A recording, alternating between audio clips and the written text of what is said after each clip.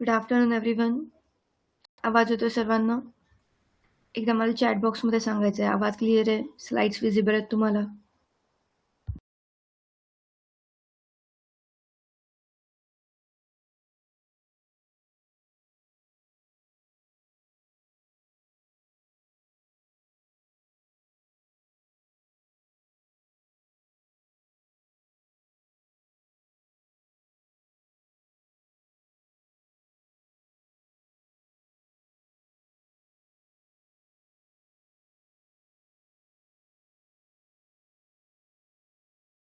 Okay Afreen.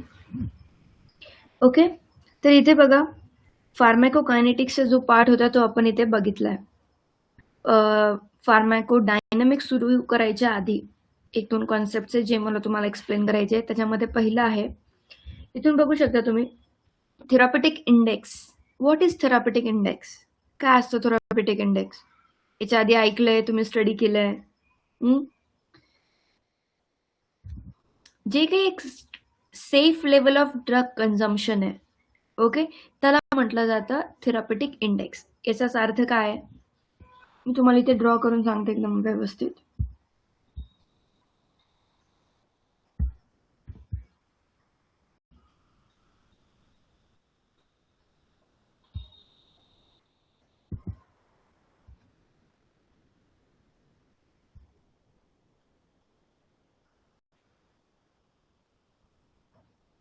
हे बघा, जर असं तुम्ही ग्राफ ड्रॉ केलाय,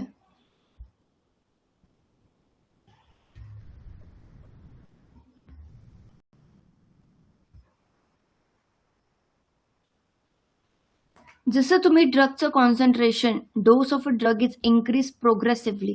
जर तुम्ही डोस ऑफ ड्रग वाढवत चाललाय, त्याच्यानंतर काय, the desire response in a patient usually rises to a maximum. एका लेवलपर्यंत इथे मॅक्झिमम तुम्हाला इफेक्ट मिळतो. त्याच्यानंतर तुम्ही कितीही कॉन्सन्ट्रेशन वाढवलं, त्याच्यानंतर इफेक्ट नाही पडत, पण जो काय अनवॉन्टेड इफेक्ट आहे तो इथे वाढायला लागतो. ओके. इथे जसं जसं कॉन्सन्ट्रेशन अँड टाईमवरती जर तुम्ही बघितलं, जसं जसं तुम्ही कॉन्सन्ट्रेशन वाढवताय, एक लेवल अशी येते ज्याच्या पुढे कोणताही इफेक्ट वाढत नाही. ओके. त्याच्यानंतर तो स्टॅग्नंट राहतो. त्याच्यानंतर रिस्पॉन्स किंवा प्रोग्रेसिव्ह रिस्पॉन्स हा वाढणार नाही, पण त्याच्यामध्ये एक गोष्ट होऊ शकते, जर ड्रग कॉन्सन्ट्रेशन जास्त वाढत असेल तर त्याला म्हटलं जातं अनवॉन्टेड इफेक्ट. जर जास्त प्रमाणामध्ये एका लेवलहून जर जास्त प्रमाणामध्ये कॉन्सन्ट्रेशन वाढवलंय, तर त्याच्यानंतर जो काही तुमचा थेरप्युटिक इफेक्ट होता तो होत नाही किंवा त्याच्या पुढे जात नाही, पण त्याच्यामुळे काय होऊ शकतं, ॲडव्हर्स रिॲक्शन नक्की होऊ शकतात किंवा अनवॉन्टेड इफेक्ट्स तिथे डेव्हलप होऊ शकतात. इथपर्यंत कळतंय? येस आफरीन, हा पॉईंट क्लिअर आहे सर्वांना? थेरप्युटिक इंडेक्स म्हणजे काय, याच्यावरती क्वेश्चन्स येऊन गेलेले आहेत, म्हणून हा टॉपिक मी एक्स्ट्रा ॲडिशनल टाकला याच्यामध्ये. ओके. याच्यावरती एक टॉपिक होता थेरप्युटिक इंडेक्स म्हणजे काय, त्याचे फॉर्म्युलाज ते बघूयात. पहिली कॉन्सेप्ट समजून घ्या. ओके. एका लेवल नंतर कोणताही प्रोग्रेसिव्ह इफेक्ट होत नाही, पण जसं जसं कॉन्सन्ट्रेशन तुम्ही वाढवताय त्याच्यानंतर अनवॉन्टेड इफेक्ट वाढायला लागतात. जसं कॉन्सन्ट्रेशन एका लेवलहून जास्त होणार आहे, त्याच्यानंतर अनवॉन्टेड इफेक्ट्स इथे जास्त बघितले जाते. Okay. Now those unwanted effects can be adverse drug reaction. म्हणजे इथे काय लिहिलंय, therapeutic index is the maximum tolerance dose. एक मॅक्झिमम टॉलरन्स डोस तुमची बॉडी हँडल करू शकते, that is the therapeutic index. Excuse me. Okay. Maximum tolerance dose divided by minimum therapeutic dose. याच्यामध्ये in a man a drug causing maximum unwanted effect with little or no unwanted effect has wide or large therapeutic ratio. म्हणजे बघा, याच्यामध्ये बघितलं जातं की एकतर wanted effect किती आहे. वॉन्टेड इफेक्ट कसा पाहिजे, मॅक्झिमम. आणि जो काही अनवॉन्टेड इफेक्ट आहे तो कसा पाहिजे, मिनिमम. आता असा एक कॉन्सन्ट्रेशन शोधून काढलं जातं प्रत्येक ड्रगचं. ओके, आता हे कॉन्सन्ट्रेशन कशा पद्धतीने काढलं जातं तर याचा फॉर्म्युला इथं दिलाय. थेरॉपेटिक इंडेक्स जो आहे that is TD50 upon ED50. हा फॉर्म्युला लर्न करून ठेवा. TD50 अपॉन ED50 यालाच कसं म्हटलं जातं LD50 upon ED50. Therapeutic index can also be written as LD50 upon ED50. आता तुम्ही म्हणाल what is ED50 and LD50 बघूयात ते, पण हा formula as it is learn करायचा आहे. एक्झामचा जर PYQ बघितला तर याच्यावरती क्वेश्चन आहे व्हॉट इज थेरॉपेटिक इंडेक्स फॉर्म्युला आणि थेरॉपेटिक इफिकॅसी. जर एखादा ड्रग ॲक्शन ड्रग बी पेक्षा कमी डोसमध्ये जास्त अमाऊंट ऑफ थेरॉपेटिक इफेक्ट दाखवत असेल तर त्याच्या याच्यामध्ये म्हटलं जातं जी काही efficacy of drug A is higher than B, that is therapeutic efficacy. पण याच्यामध्ये थेरॉपेटिक इंडेक्समध्ये हा फॉर्म्युला लर्न करणं गरजेचं आहे, म्हणजेच LD50 अपॉन ED50. ओके, म्हणजे बघा तुम्ही ज्यावेळेस एखादा ड्रग कन्झ्युम करताय तुमच्या बॉडीला काय सेफ्टी पाहिजे की मॅक्झिमम टू मॅक्झिमम इफेक्ट दिला पाहिजे त्या टॅबलेटने आणि मिनिमम टू मिनिमम काय दिलं पाहिजे, एक तुमचा अनवॉन्टेड इफेक्ट दिला पाहिजे. तेच या याच्यावरून कॅल्क्युलेट केलं जातं. म्हणजे काय, wanted effect should be maximum and unwanted effect should be minimum. ते या फॉर्म्युलाच्या द्वारे कॅल्क्युलेट केलं जातं आणि तशा प्रमाणे काय ड्रग्स डिझायनिंग केली जाते.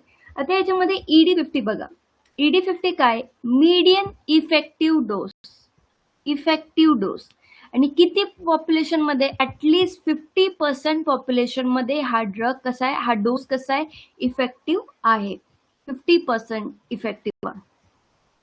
त्याच्यामध्ये TD50 म्हणजे काय, toxic dose causing toxicity in 50% of population. एखादा डोस म्हणजे समजा ED50 मध्ये कसं म्हटलं जातं की इफेक्टिव्ह डोस, जर तुम्ही 200 mg ची टॅबलेट दिली, ओके, 200 mg ची टॅबलेट दिली तरी निदान ऍटलीस्ट 50% लोकांमध्ये, 50% ऑफ पॉप्युलेशन मध्ये चांगला इफेक्ट पडतोय. आता तेच तुम्ही TD बघ, जर तीच टॅबलेट जर 500 mg ची असेल तर याच्यामुळे काय होतंय, लोकांमध्ये याची टॉक्झिसिटी बघितली जाते, टॉक्झिक डोस आहे हा. आणि लिथल डोस म्हणजे काय, डोस कॉझिंग डेथ. आता L म्हणजे lethal, T means toxic, E म्हणजे इफेक्टिव्ह. लक्षात ठेवा हे words. L is lethal dose की या डोसमुळे लोकांची मृत्यू होते. म्हणजे जर समजा 1000 mg मुळे काय होते, डेथ होती लोकांची. जर ह्युमन्स मध्ये बघितलं, TD50 is preferred because LD50 cannot ethically be determined. Okay, किती डोसने एक्झॅक्टली बघा, एक्झॅक्टली किती डोसने लोकांचं हे होतीये, डेथ होतीये, हा आपण इथिकली कॅल्क्युलेटच नाही करू शकणार, कारण की एवढे हायर डोसेस आपण कोणत्याही ह्युमन्सला देऊन चेक करू शकत नाही. म्हणून जे काही TD50 आहे, टॉक्झिक डोसेस आहेत, ते आपण मोस्टली इथे कॅल्क्युलेट करतो. थेरॉपेटिक इफेक्ट मध्ये किंवा याच्यामध्ये एक एक्झाम्पल दिलंय, बघून घ्या. आता जो काही ड्रग तुम्ही घेताय याच्यामध्ये काही असे डोसेस असतात जो एक चांगला इफेक्ट दाखवतोय आणि त्याचा दुसरा पार्ट असतो अनडिझायर्ड टॉक्झिक इफेक्ट दाखवणं. म्हणजे ड्रगनी दोन्ही काम केले जातात, थेरॉपेटिक इफेक्ट पण दाखवला जातोय आणि दुसरा आहे टॉक्झिक इफेक्ट पण त्या ड्रगनी दाखवला जातो. यांचा जो गॅप आहे, आता गॅप म्हणजे काय, म्हणजे चांगला मॅक्झिमम इफेक्ट दाखवलाय आणि एका लेवल नंतर, फॉर एक्झाम्पल बघा, आता 0 dose to what 200 dose mg tablet आणि याच्यानंतर इथपर्यंत, इथे किती आहे 500 mg. तुमच्या समजण्यासाठी मी सांगते mg. आता इथे जो डोस आहे 200 mg, मी मागच्या स्लाइड मध्ये काय सांगितलं, 200 mg ला एकदम प्रॉपर इथे डोस दाखवला जातोय, म्हणजे इफेक्ट दाखवला जातोय. आणि तेच जर तुम्ही बघितलं 500 mg ला काय टॉक्सिक डोस आहे. आता तुम्हाला कसं बघायचंय की तुम्हाला इफेक्ट तर पडला पाहिजे टॅबलेटने, 200 जर घेतलंय तर इफेक्ट पडतोय, पण आपल्याला टॉक्सिक इफेक्ट नकोय, म्हणून काय करायचंय, जेवढं जेवढं कॉन्सन्ट्रेशन इकडे जाईल तेवढं जास्त काय होईल, टॉक्झिसिटी वाढेल. म्हणून तुम्हाला 200 mg च्या फक्त इथे कॅल्क्युलेट करायचं. हा जो काही फॉर्म्युला आहे त्याला काय म्हटलं जातं, LD50 अपॉन ED50. याच्यामुळे काय होईल, इथला जो डोसची रेंज आहे ती तुम्हाला समजेल. LD50 म्हणजे इथे बघा, LD50 म्हणजे लिथल डोस. समजा तो जो आपण इथे डोस घेतला, दिस इज लिथल डोस आणि दिस इज इफेक्टिव्ह डोस. या दोघांना जर डिवाइड केलं तुम्हाला एक थेरापेटिक इंडेक्स मिळतो की कोणत्या ड्रगचं कॉन्सन्ट्रेशन घेऊन इफेक्टिव्ह डोस मिळू शकतो. तर तेच बघा, gap between this doses determine the safety of drug. किती सेफ्टी आहे त्या ड्रगची, किती लेवल, किती mg चा डोस घेणं इफेक्टिव्ह आहे हे याच्यामधून बघितलं जातं. माझ्या बॅकग्राऊंडला काही डिस्टर्बन्स आहे का? माझ्या बॅकग्राऊंडला जर काही डिस्टर्बन्स असेल, ओके, इकडे खूप जास्त पाऊस चालू आहे त्याच्यामुळे तुम्हाला मागून आवाज येऊ शकतो. ओके, तर याच्यामध्ये काय करा, प्लीज तेवढा आवाज स्किप करून तुम्ही डायरेक्टली लेक्चरवरती कॉन्सन्ट्रेट करा. तर याच्यामध्ये बघा, LD50 is equals to 20 mg. जर सांगितलंय इफेक्टिव्ह जर डोसची रेंज आहे 20 mg दिली आहे, एक्झाम्पल समजून घ्यायचंय, आणि TD50 किती आहे, 200 mg आहे. याचा जर तुम्हाला थेरापेटिक इंडेक्स काढायचा असेल तर याचा फॉर्म्युला कसा आहे, LD50 तिथे त्याच्याच ऐवजी आपण इथे काय घेतलंय, TD50 घेतोय. इथे कसं आहे, therapeutic index is equals to LD50 upon ED50. Okay, इथे LD च्या ऐवजी आपण ह्युमन साठी TD50 घेतो, TD50 अपॉन ED50.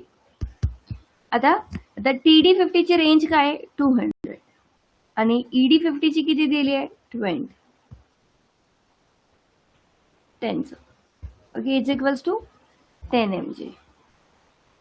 म्हणजे जी एक सेफर लेवल ऑफ ड्रग, ज्याच्यामुळे काय नाही होणार, कोणत्याही बॉडीवरती थेरापेटिक इफेक्ट तर येईल पण टॉक्सिक इफेक्ट बघितला नाही जाणार, that is therapeutic index, safe drug consumption dose window. याच्यामध्ये 10 जी आहे ती काय इंडिकेट करतं, toxic dose is 10 times greater than the effective dose. Okay, इथे टॉक्सिक लेवल कमी केले जातात आणि त्याच्यामुळे ड्रगची डोस लेवल काढली जाते. समजलं इथपर्यंत? It is one of the important topic. Therapeutic index काय आहे ते तुम्ही इथे स्टडी करू शकता. त्याच्यानंतर इम्पॉर्टन्स काय आहे, थेरापेटिक इंडेक्सचे इम्पॉर्टन्स काय आहेत, का करावं स्टडी हे, कारण की तुम्ही आता बघितलं ज्या फॉर्म्युलाने तुम्ही एक रेंज ड्रॉ करताय किंवा ऑब्टेन करताय ती कशी आहे, ड्रगची सेफ्टी रेंज. आणि हे जे काही ड्रग्स घेतले जातात त्याच्यामध्ये ही रेंज यूज करून ड्रग्स बनवून एक सेफ्टी लेवल दिली जाते ह्युमन्सला. Now this is determines the drug safety. कारण की जर तुम्ही ड्रग कन्झ्युम करताय त्याचे बनवण्याच्या प्रोसेसमध्ये त्याची सेफ्टी रेंज काढली जाते. कोणत्याही ड्रगमुळे लगेच टॉक्झिसिटी होणार नाही, कारण की थेरापेटिक इंडेक्सच्या याच्यामध्ये ते काय करतील, सेफ्टी रेंज ही ड्रॉ करणार आहे. नाव हेल्प फिजिशियन सिलेक्ट डोसेज साठी ते मदत करते. प्रिव्हेंट टॉक्झिसिटी एका रेंज ऑफ डोसेसने जी टॉक्झिसिटी वाढते ते इथे कमी केली जाणार आहे. Prevent toxicity indicates need for therapeutic drug monitoring. Therapeutic ड्रग्सची जी मॉनिटरिंग आहे ती याच्याद्वारे केली जाते. त्यानंतर युजफुल इन कंपेअरिंग ड्रग्स मध्ये पण बघा, ते ड्रग्स मध्ये कंपॅरिझन कसं करणार आहे तुम्ही, दोन्ही ड्रग आहे, drug A for example, drug A and drug B. हा ड्रग 200 mg ला त्यांचं काय करतोय, थेरापेटिक इंडेक्स देतोय 200 mg. आणि जर दुसरा डोस सेम बॉडीमध्ये इफेक्ट देणार आहे त्याच्यासाठी तुम्हाला काय घ्यावे लागते, त्याचं TI काय आहे, 500 mg. ओके, तर याच्यामध्ये बघा सेम डोसेस, समजा हा दोन्ही डोसेस कशासाठी, फीवर साठी घेतले जातात.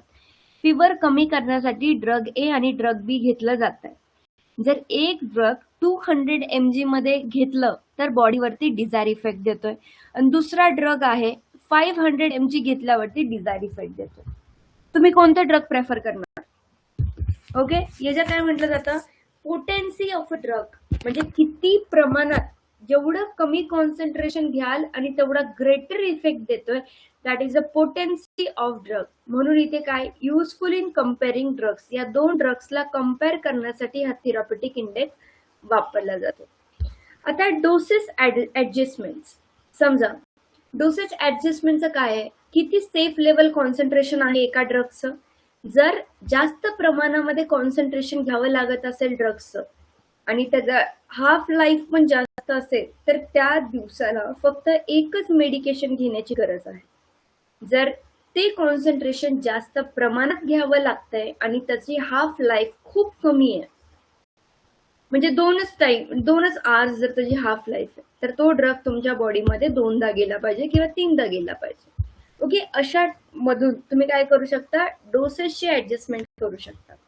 इम्पॉर्टंट ड्युरिंग ड्रग डेव्हलपमेंट, ड्रगचं ज्यावेळेस डेव्हलपमेंट केलं जातं त्यावेळेस बनवतानाच सेफ लेवल्स, टॉक्सिक लेवल्स हे माहिती पाहिजे, लिथल डोसेस माहिती पाहिजे. त्याच्यासाठी त्यांचं कॅल्क्युलेशन करण्यासाठी तुम्हाला हे मेथड्स युजफुल आहे. Now reduces adverse drug reaction. आतापर्यंत जर तुम्हाला कळालं असेल तर ऍडव्हर्स ड्रग रिएक्शनला कसं कमी करते हे कळालंच असेल. ओके, हे होतं थेरॉप्युटिक इंडेक्स. समजलंय थेरॉप्युटिक इंडेक्स? ये साफरीन, रुची, क्लिअर आहे सर्वांना? Therapeutic index, it's one of the important part of general pharmacology.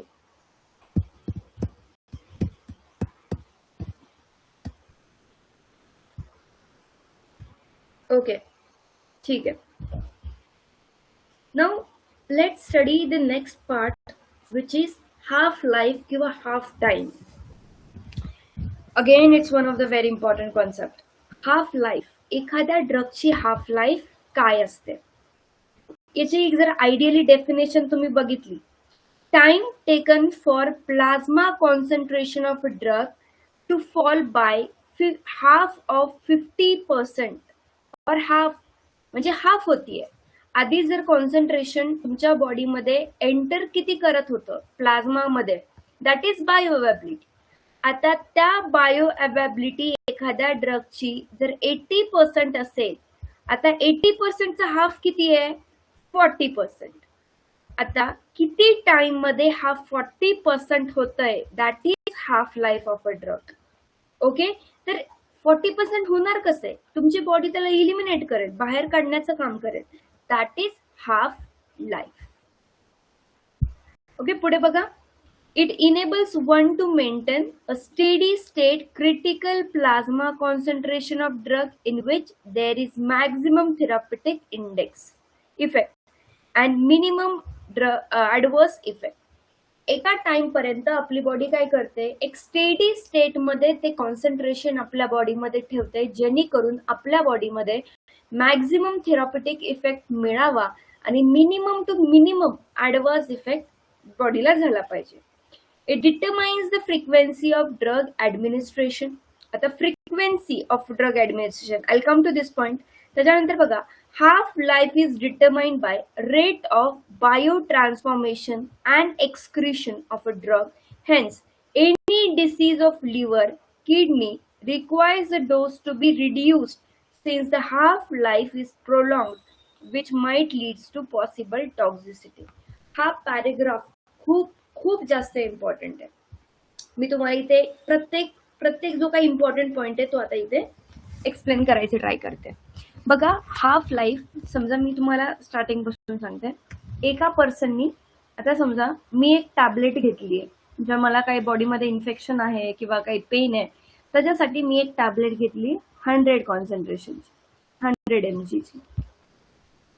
आता 100 mg ची घेतली मी, पण याच्यामध्ये ज्यावेळेस ओरल रूटने मी ज्यावेळेस घेते, बॉडी काय करणार आहे, लिव्हर काय करते, याचं बायो ट्रान्सफॉर्मेशन. बायो ट्रान्सफॉर्मेशननी त्याचे 20% काय होती, रिड्यूस होती. याला काय म्हटलं जातं, 20% जे रिड्यूस केलं जातंय त्याला काय म्हटलं जातं, चॅटबॉक्स मध्ये आन्सर द्या. आतापर्यंत आपण जे काही गोष्टी स्टडी केल्यात, 20% इज नोन एज व्हॉट, जे काय आपलं लिव्हर त्याचं बायो ट्रान्सफॉर्मेशन करते. That part is known as what?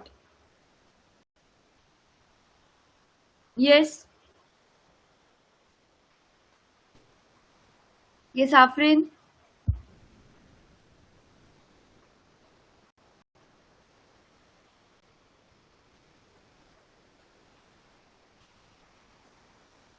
समजतंय ना सगळ्यांना? याला म्हटलं जातं first pass effect. No, not a excretion. It is known as first pass effect. जे काही 20% आपली बॉडी लिव्हरद्वारे काय करते, त्याला बायो ट्रान्सफॉर्म करते, that is first pass effect. आता हा 20% तुमच्या बॉडीमध्ये एंटर करणार आहे का? नाही. आता रिमेनिंग, आता 100 मधून जर 20 रिमूव्ह केलं तर किती राहतंय? 80% राहतंय.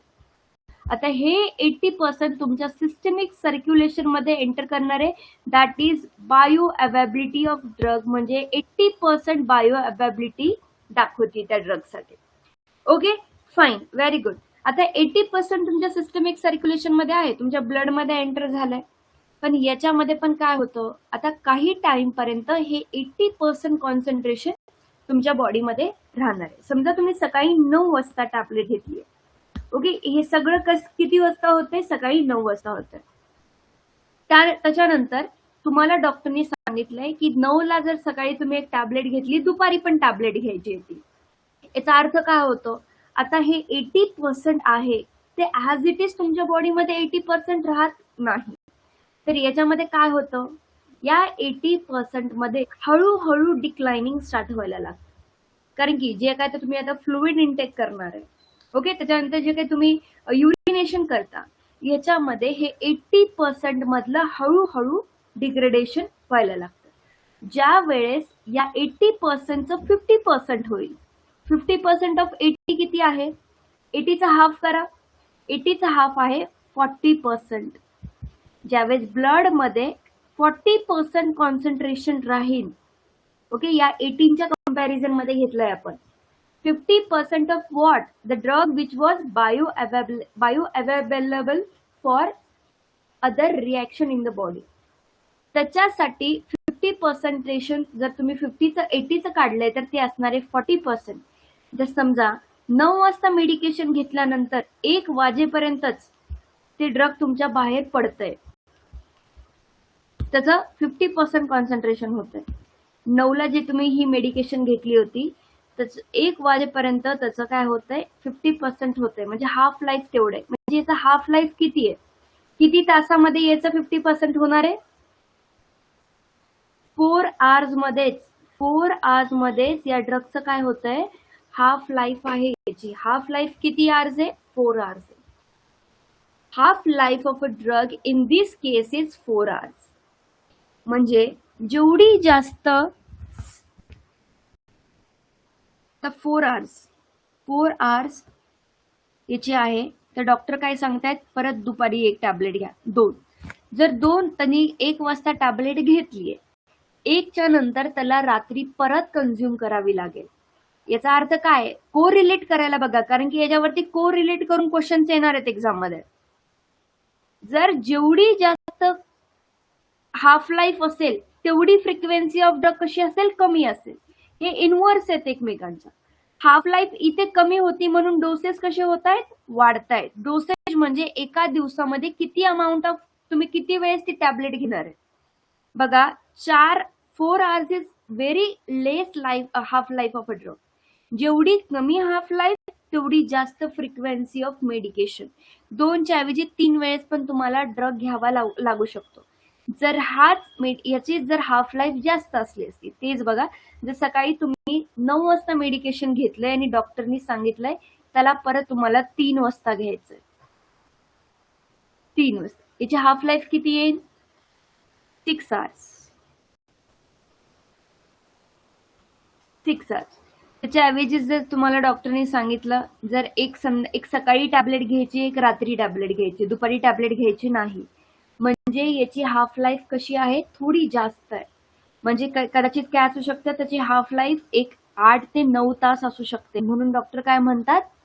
तुम्ही ती टॅबलेट सकाळी आणि रात्री घ्या.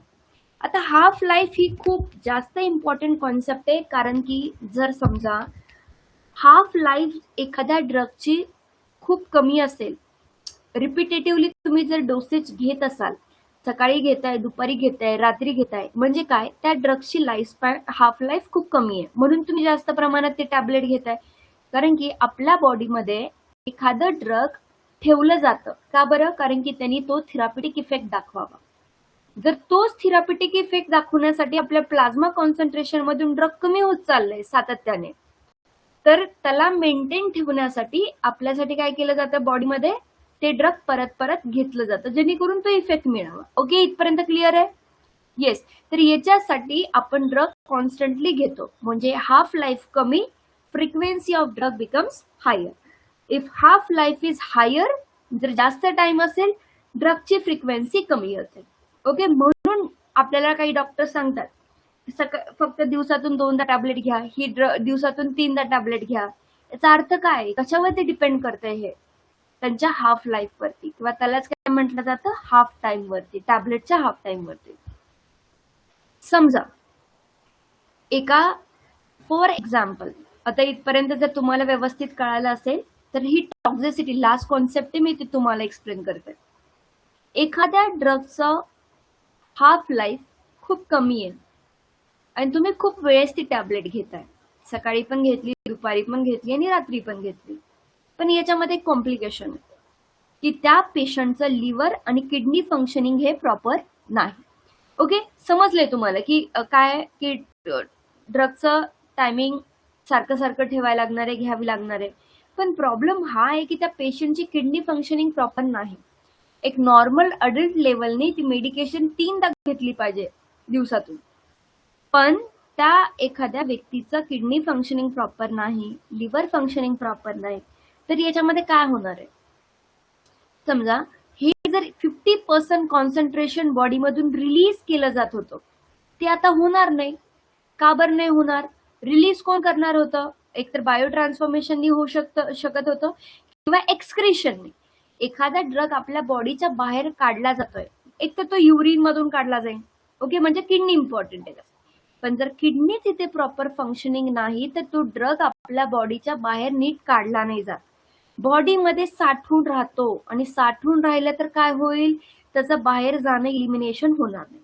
म्हणजे पहिल्या डोस मधून 20 mg हे बॉडीमध्ये साठून राहिलं, दुसऱ्या डोस मधून परत 20 mg राहिलं, तिसऱ्या डोस मधून परत 20 mg राहिलं, आणि सेम प्रोसेस तुम्ही पुढच्या काही दिवसांसाठी फॉलो करणार आहे. कारण की डॉक्टर एक कोर्स देतात, 7 दिवसाचा कोर्स देतात, 5 दिवसाचा कोर्स देतात.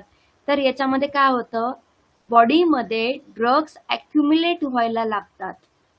ओके, जरी त्यांची हाफ लाईफ खूप कमी असेल किंवा जास्त असेल, पण जर बॉडीची प्रॉपर फंक्शनिंग नसेल किडनीचं, तर याच्यामध्ये काय होतं, इलिमिनेटच नाही होत, ड्रग बॉडीज मध्ये साठून राहतोय. जर साठून राहिला तर काय होईल, टॉक्झिसिटी होईल.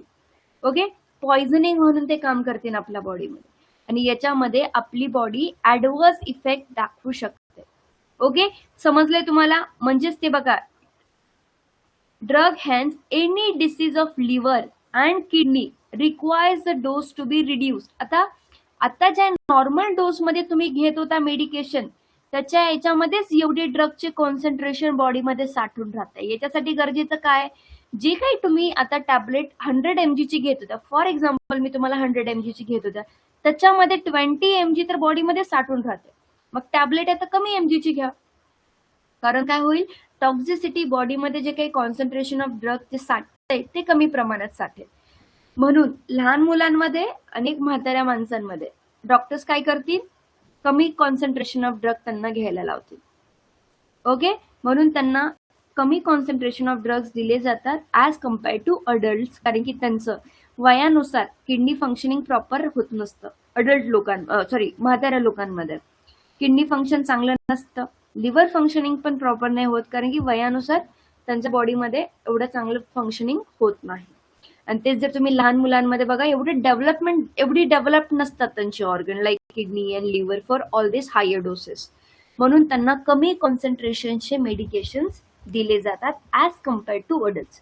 म्हणून जे काही डोस कन्झम्पशन आहे त्याच्यामध्ये हा एक फॅक्टर फॅक्टर खूप इम्पॉर्टंट आहे. Age is very important factor. मी तुम्हाला मागे पण सांगितलं होतं की ड्रग डोसेज जे फॉर्म्स आहेत त्याच्यामध्ये फॅक्टर्स अफेक्टिंग मध्ये आपण एज ग्रुप बघितले होते. जसं एज डिफर करतं, कमी किंवा खूप जास्त एज असेल तर ड्रग्सची डोसेस लेवल कमी पाहिजे. This is the reason. Half life is one of the very important concept here. आणि याच्यानंतर तुम्हाला कळालं असेल की का आपल्याला ड्रग्सला वॅरी करायचं आहे. ओके, हाफ लाईफ कळालंय, थेरॉपेटिक इंडेक्स कळालंय. आता ह्या दोन गोष्टी खूप इम्पॉर्टंट होत्या. ओके, जे आपण इथे कव्हर केले. Now come to फार्मॅकोडायनॅमिक्स. फार्मॅकोडायनॅमिक्स म्हणजे काय? What is फार्मॅकोडायनॅमिक्स?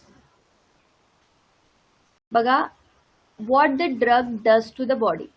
बॉडीवरती काय इफेक्ट करणार आहे, दॅट कम्स अंडर फार्मॅकोडायनॅमिक्स. आणि दुसरी कॉन्सेप्ट होती जी आपण आधीच्या लेक्चर्समध्ये कव्हर केली आहे, दॅट इज फार्मॅकोकायनेटिक्स. फार्मॅकोकायनेटिक्स मध्ये आपण काय बघितलं? येस, आपली बॉडी ड्रग्सला काय करते त्याच्यामध्ये आपण स्टडी केलं ॲब्झॉर्प्शन, डिस्ट्रीब्युशन, मेटाबॉलिझम किंवा बायो ट्रान्सफॉर्मेशन ऑफ ड्रग आणि आहे एक्सक्रिशन ऑफ ड्रग. आता तुम्ही फार्मॅकोडायनॅमिक्स मध्ये स्टडी करता की एक्झॅक्टली ड्रग काय करणार आहे आपल्या बॉडीवरती. आपल्या बॉडीवरती जे काही थेरॉपेटिक इफेक्ट दाखवले जातात ते एक्झॅक्टली कसे होणार आहेत, कोणत्या टाईपचे असतील किंवा कशी रिॲक्शन्स करतात ते ड्रग्स आपल्या बॉडीमध्ये. आणि त्याच्यामुळे आपल्याला एक तर डिझायर्ड इफेक्ट देऊ शकतात किंवा अनवॉन्टेड इफेक्ट देऊ शकतात. That all comes under pharmacodynamics. आता आपल्या बॉडीवरती जो इम्पॅक्ट आहे तो कशा प्रकारचा इम्पॅक्ट आहे, एकतर मॉलिक्युलर लेवलवरती, बायोकेमिकल लेवलवरती किंवा फिजिओलॉजिकल इफेक्ट दाखवला जातो एखाद्या ड्रगने आपल्या ह्युमन बॉडीवरती. ओके, त्याच्यामुळे काही थेरॉपेटिक इफेक्ट किंवा त्याच्या व्यतिरिक्त काही ॲडव्हर्स ड्रग रिॲक्शन ही एक ड्रग आपल्या बॉडीमध्ये डेव्हलप करते.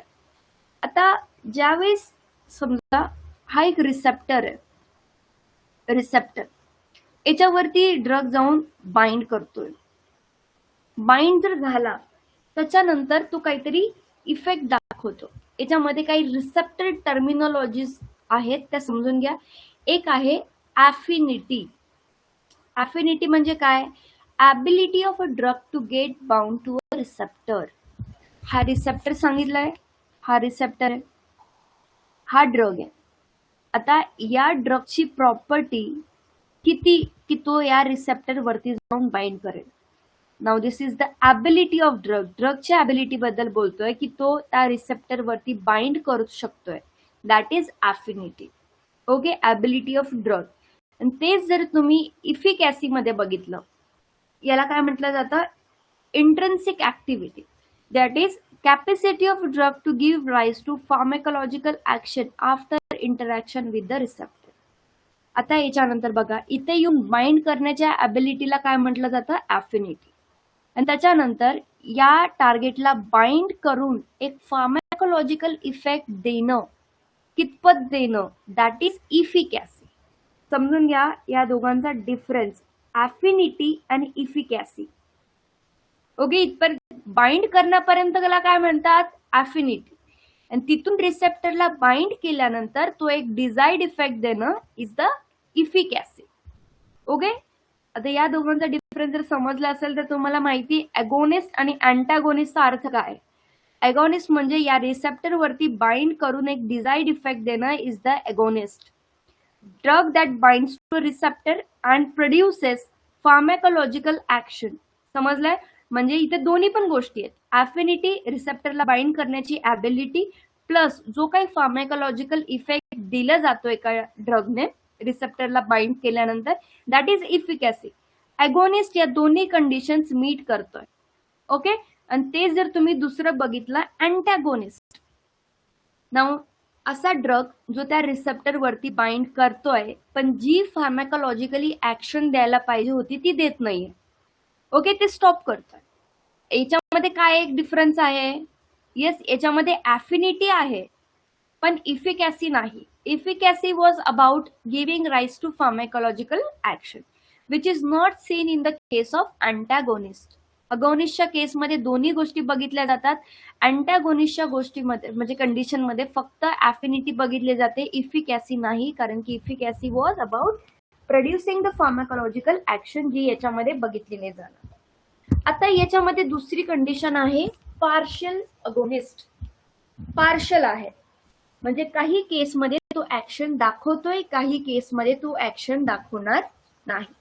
नाव पार्शियल अगोनिस्ट मध्ये बघा, drug with affinity equal to or less than agonist but with less intrinsic activity. तो त्या रिसेप्टरच्या साईटवरती जाऊन बाइंड करतोय, त्या साईटला बाइंड केल्यानंतर काही प्रमाणामध्ये ऍक्शन दाखवतो आणि काही प्रमाणामध्ये ऍक्शन दाखवत नाही. न blocks receptor and prevents action of full agonist. आता त्या साईटला जर त्यांनी जाऊन बाइंड केलंय जे काही फुल अगोनिस्ट आहे, अगोनिस्ट म्हणजे काय, या दोन्ही कंडिशन मीट करणारे, बाइंड पण करणारे आणि डिझायर्ड ऍक्शन पण देणारे, त्या साईटवरती जाऊन बाइंड करून ती दुसरी रिॲक्शन घडून नाही त्यांना, that is partial agonist. Okay, काही प्रमाणामध्ये ते अगोनिस्ट काम करतात, काही प्रमाणामध्ये ते अँटॅगोनिस्ट काम करतात. आणि दुसरे आहेत silent receptors.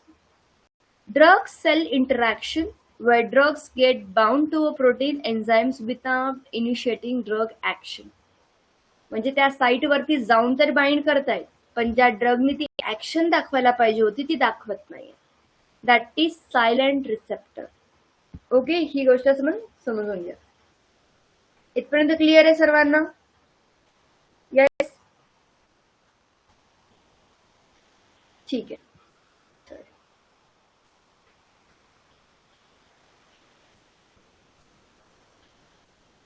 Okay, drug action आज कंप्लीट करूया. Drug action factors मॉडिफाईंग drug action आपण नेक्स्ट लेक्चर मध्ये बघू शकतो.